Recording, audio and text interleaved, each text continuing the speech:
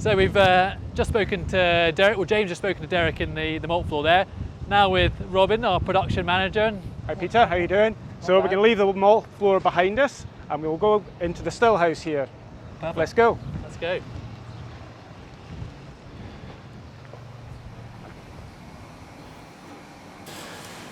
So here we are in the still house. And where's our first stop? Well, once the malt has been delivered into our silos, we then go into the mill room where it gets ground down to grist. Perfect. After you. I think there's Kevin there in the mash tun. I think the mill's just about to stop actually.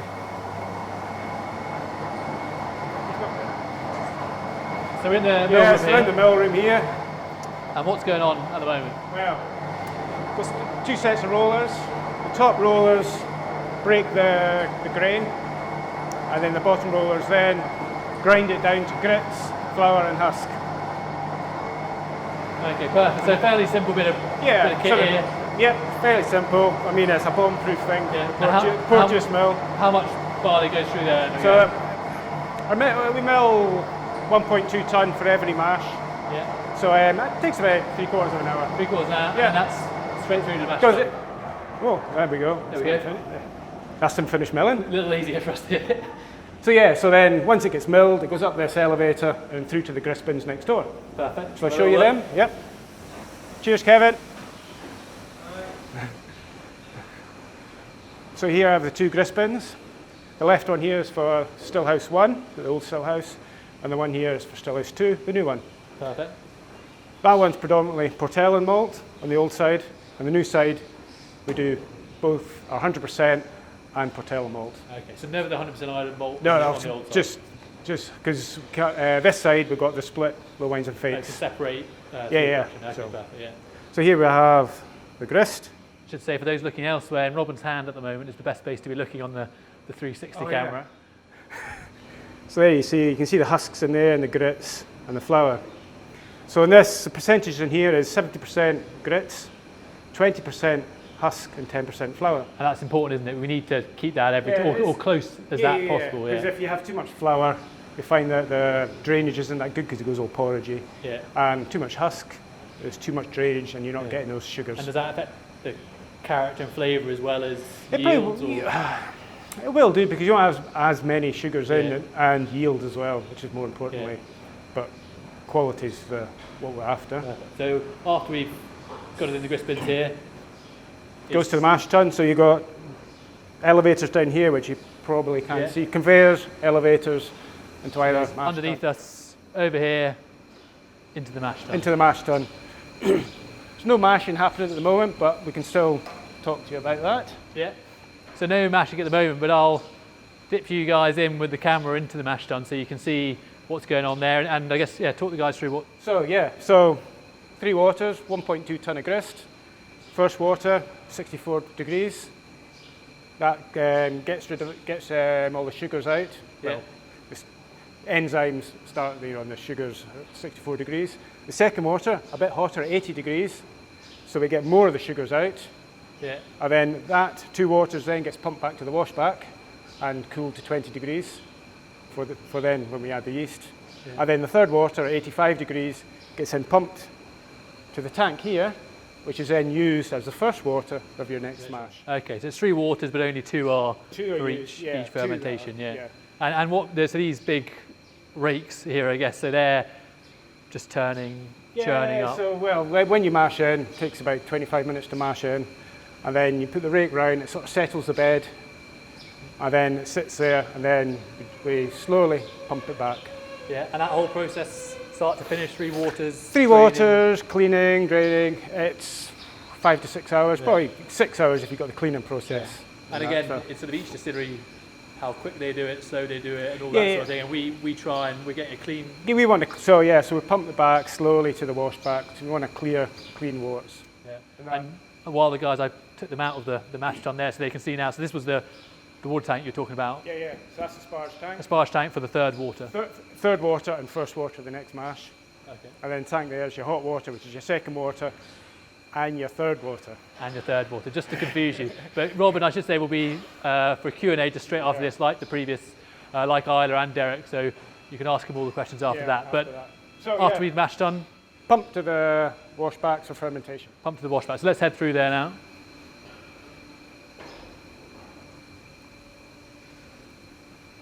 And all these pipes, you can see, you can look around, and these are all going up, down, various directions. Different places. You can, That's the old mash tun, the old mash gun, old old man. So here we are through to the tun room now. So yeah, this is Stillhouse 1's tun room, first tun room. Yeah, so this is first the original, on the right, original tun room. original tun room. Four washbacks. Additional two were added for when we upped our production. Yeah. So 6 this side. And this is the bigger room. This is where you've got 2 from the old side, two and then 6 new ones the other side. Stainless steel. And reason why some, I guess, will be asking, would stainless steel? Stainless steel, easy to clean. Yeah, they're just low maintenance, really. Yeah, and the wooden ones, there's obviously some historical relevance to it. Some people make. Yeah, don't get me wrong, they look lovely. Yeah. Wooden washbacks look lovely, but the wash is only in it for 48 hours, minimum 48 hours. Yeah. To ours 80 hours. Yeah. So. And we've never. Our average is 80 hours or more. Some are 90 hours. Yeah, and we don't foresee any. There's no character change. The quality we get out of here is I think it's very minimal the amount of time the wash is in there that will have much effect on the quality of the. So we've got all these washbacks, and they're all at slightly different stages of fermentation. They are all slightly different stages. We've got one down there which is getting taken.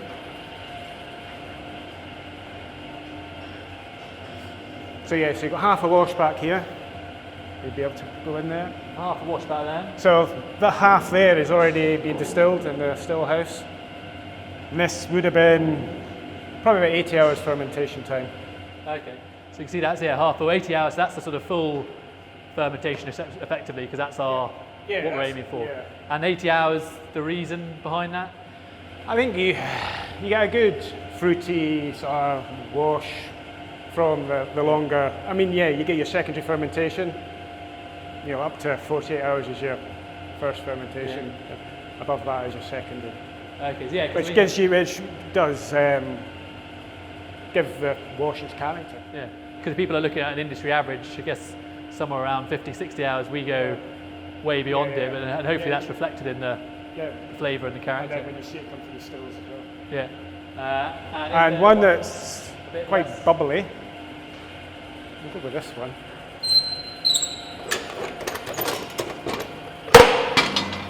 There we go, that's it. There you go. So this one is how long? Yeah, this was mashed in yesterday. Mashed in yesterday, so it's only been 24 hours. So. Yeah, about that, yeah. Yesterday afternoon. Yeah, so this is just starting that reaction with the yeast.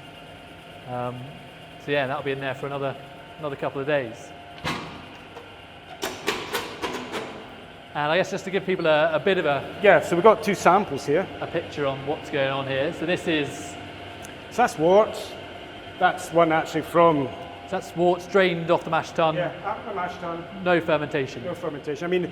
You can see little bits of yeast in there because we had the yeast probably about 500 litres when we start filling the washback. We put the yeast in then to get it started. So that's basically what very sugary liquid effectively. Quite a good mash, that one. And then you compare that to the wash, which is that one you just looked into. Yeah, which is going to the stills now, and that is just like a beer, really. Basically, and then what alcohol percent's that after 8%, fermentation? 8%. Some people drink that. Smoky, yeast, sort of hoppy beer. Or yeasty beer, yeah. And that's. Sorry, on you go. Yeah, well, this is the yeast. It's starting to change a bit colour a wee bit because it's been out to the air and that. The yeast that we had. And what yeast do we use? That's Maori press yeast. We find that gives us the quality and the type of spirit that we're after, the fruitiness. Because we have tried others. We tried Kerry, we've tried the dried yeast. The dried yeast gives the same quality and that what we're looking for, but it just We've never quite found the same character, have we? Marriage just always not works. this one. And the Kerry one, to be fair, gave you a good yield. Your yields are good. But the taste was... what we're looking for wasn't there. Yeah. So we always seem to go back to the Kerry. And it's always taste over yield what we want. So, I mean, we want the quality. We want to keep that quality when we get that into the barrels. So the wash there, so that's 80 hours. Yeah. And it's then through to this distillation. Through to distillation. And how much do we have in these tanks? How much? So these are 6,000 litres. So we charge 3,000 every time. 3,000 washback every time. So 2 runs of the stills in each washback. Okay, perfect. So let's head back to the stills. Yeah. And you can talk us through some of that.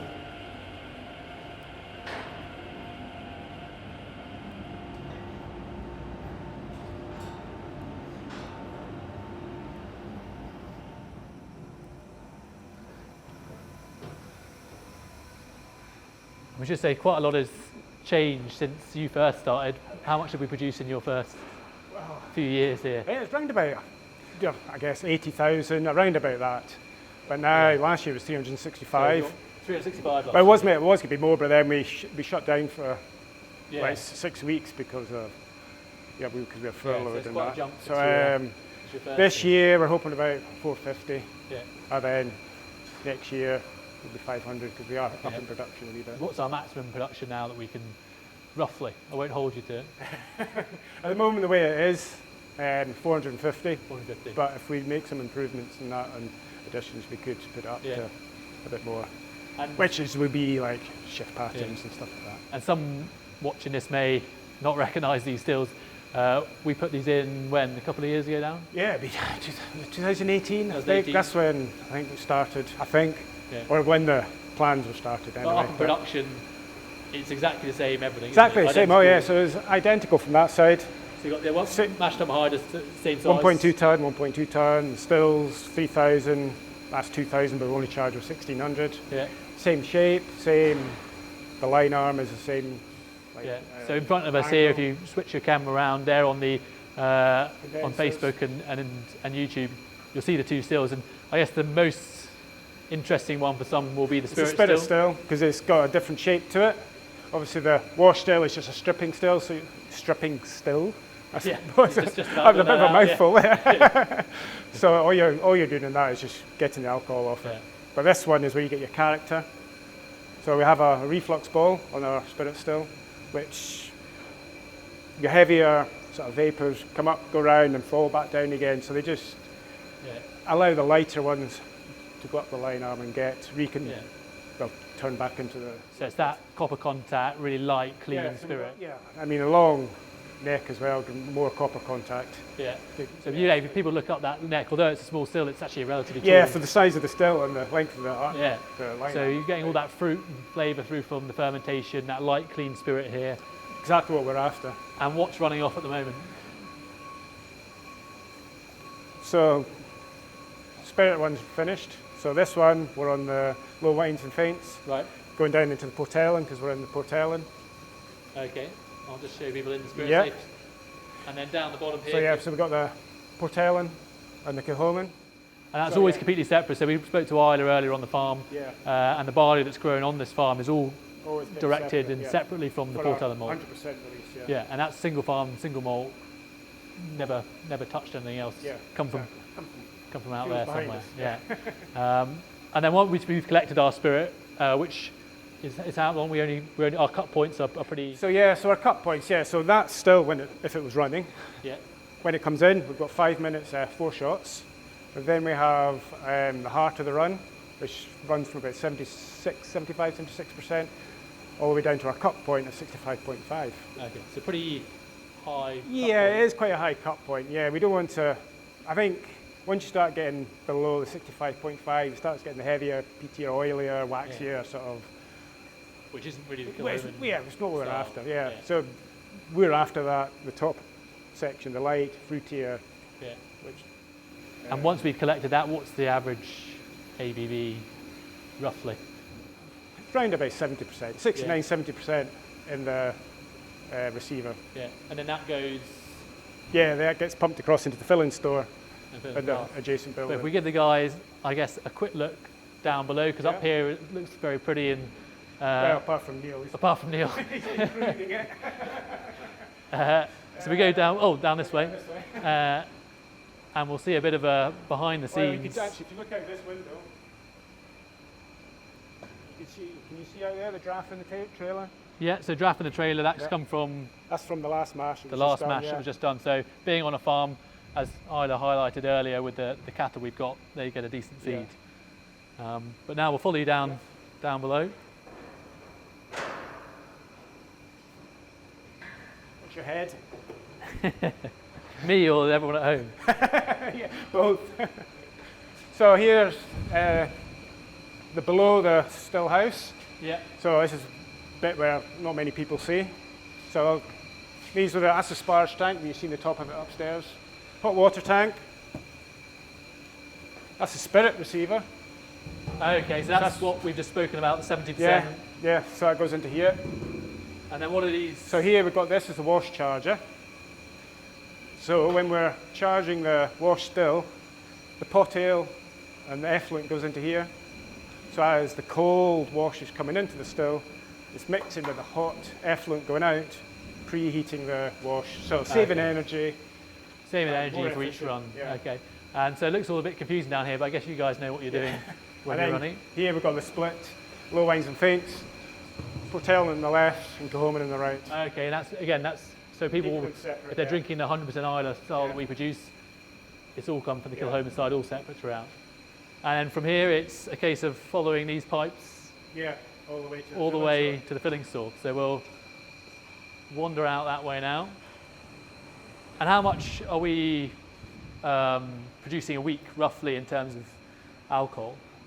Oh, that's a good one here. Sorry, I put you on the spot for that one. I think usually it's round about, depends, about 4,800 per Stillhouse. So I think last week it was just 4.9 litres of alcohol. So it's round about, just under 10,000 litres of alcohol per Stillhouse a week. Oh. We'll just barge past Kevin here. So again, as you see here, the same mash tun. Yeah, same size on the left there. Same inside. Same stills. Same stills here. That's your wash still, 3,000 litres. Don't look quite as clean. Yeah, it's just a little bit older, isn't it? But, and the spirit still, same with the reflux ball, exactly the same. And then you look up there, so it's pretty much a mirror image, just in a better location. And still with these, as people can see probably in front of us here, these manual, it's all hand control. The only thing, we've got a screen up there which just is information. But the only automatic thing we got is our worts cooler, which keeps the worts at 20 degrees so we don't ruin the yeast. And how many stillmen and women do we have coming in here on shift? Well, at the moment we've got six. But when we increase our production later this year, we'll go up to 8. 8 people in there. And then we've obviously got business centre staff, Yeah. malting, warehousing. Hiding the malt floor, Yeah. We've got a good few.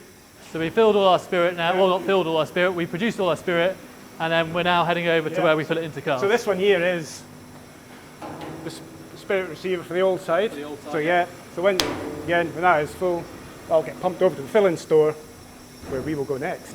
Perfect. Let's head on out. Let's go. So these here have already been filled. So these will be going to the warehouse later on. Great. These are bourbon barrels here. Yeah, bourbon. That one there will be ready to go on. Go up here.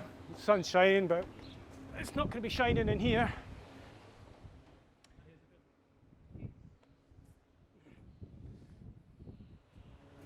So this is the filling store. Filling store, so in the filling store is where we fill the casks. So in the right here we've got the SRWV, that's right, from the old side, and the new side. So this one, it's a Portel all the time. We have the choice of valves, so we can change it around if we want. But that one has either Kilchoman or Portel in. To swap, we need to pull out an IBC, but going forward we're going to have that a lot easier. So we have a fancy new system, each hopefully, side completely separate, and in here, so we've got off the stills, straight so off the stills. So about 70%. 70% Average alcohol. 70%, and then we will reduce that down to 63.5. And that's simple water from the... Water, get the strength, simple calculation, add the water. And that's water from the farm? Yeah, from the dam, Yeah. So we've got a small dam up on the hill, and all the water comes from the farm, used for reducing. And then it's a case of filling the cask. Filling the cask, yeah. So basically, you get your weight of the cask,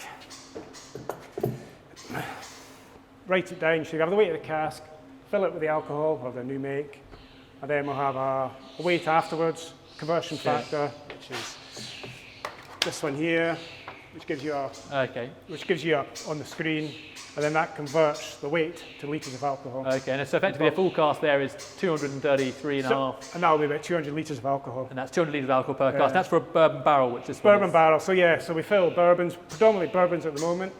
We've got a load of Oloroso butts coming in at the moment. Yeah. So and that's our main release. I think Michal will be coming up later showing the bottling side. But so Maccabee and Sanig are main releases. And then you got your lock on, which is 100%, not 100%, but it's 100% Oloroso sherry. Yeah, not 100%. Yeah, so that's great. So it was sort of, so we're filling the bourbon barrels here, and these all come in from Buffalo Trace, Kentucky, yeah. And every week we're filling how many of these? We're filling around about 80. So when you think a container load is 210, we're nearly filling a container every 2 to 3 weeks. That's great, and then that's quite a lot. Just under 80 bourbon barrels, and obviously with the sherry butts being 500 litres. So we fill. You probably fill about. Do some quick maths now. I think it's about 15 a side or something. It's probably about 30 butts we'd fill a week. Yeah, and I guess that's why we have to be quite selective, particularly in the past, with what casks we fill, because we only fill a small amount. Some distilleries are filling hundreds, thousands of casks a week. We fill other ones, but Anthony will touch on those later on with the warehousing and cask selection and stuff like that. Great. So that's any questions on the any of the process, really, the distilling, the fermentation, the filling? You're going to be on now with a quick Q&A. After you've knocked that in, so a quick Q&A where you'll be able to answer anyone's questions. I'm ready for you. And essentially, basically, next step is roll this cask out, and we're then into the warehouse. Yeah. Okay. Great. Good. Cheers.